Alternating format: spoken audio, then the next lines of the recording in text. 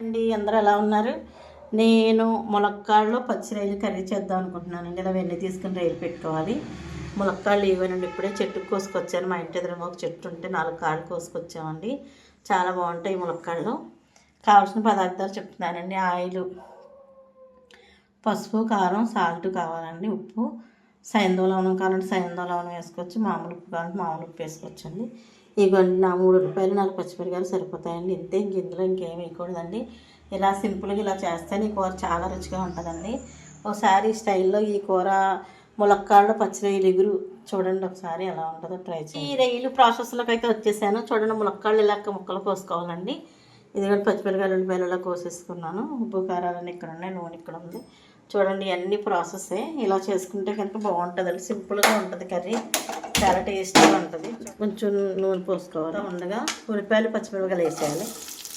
ఈ రెండు దోరగా వేయాలి. ఇది కొంచెం చూడండి, ఉల్లిపాయలు ఇలా వేగుతున్నాయి కదా, వేగుతున్నప్పుడు పచ్చిరొయ్యలు ఉన్నాయి కదా, మనకి పచ్చిరొయ్యల్లో కావాల్సినంత కొంచెం చిటికెడు పసుపు, కావాల్సినంత రుచికి సరిపడా సాల్ట్, కారం వేసి కలపాలండి శుభ్రంగా. ఇందులో వేయాలి.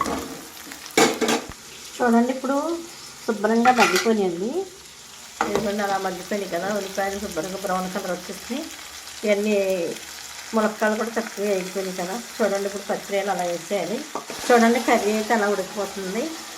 శుభ్రంగా అలా మగ్గిపోయిన తర్వాత కొంచెం వాటర్ పోయాలండి సరిపడా. కర్రీ చూడండి, ములక్కాయలు పచ్చిరొయ్యలు కర్రీ అయితే ఉడికిపోయింది.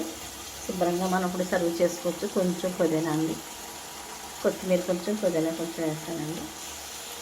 కొంచెం అయిపోయింది. చూడండి, కర్రీ తయారైపోయింది. ఎంత చక్కగా ఉందో, తినేద్దాం. వేడివేడిగా రెడీ అయిపోయింది. ఇదిగోండి, పచ్చిరొయ్యలు ములక్కాడ కర్రీ అయితే తయారైపోయింది.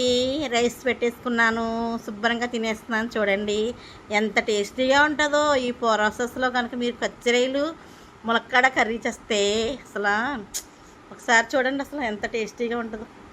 ఈ ప్రాసెస్లో చేసుకుని చూడండి. అబ్బబ్బబ్బబ్బా,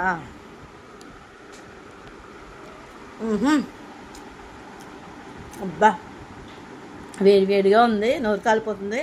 కానీ అబ్బబ్బా, చాలా చాలా ఉంది. ఈ కర్రీ గురించి ఏం చెప్తాను, టేస్ట్ కోసం అసలు మాటలుండవు, తినేయడమే. అసలు చాలా చాలా బాగుంటుంది ఇలా చేసుకుంటే. మీరు చూడండి అసలు ఎంత బాగుందో అసలు.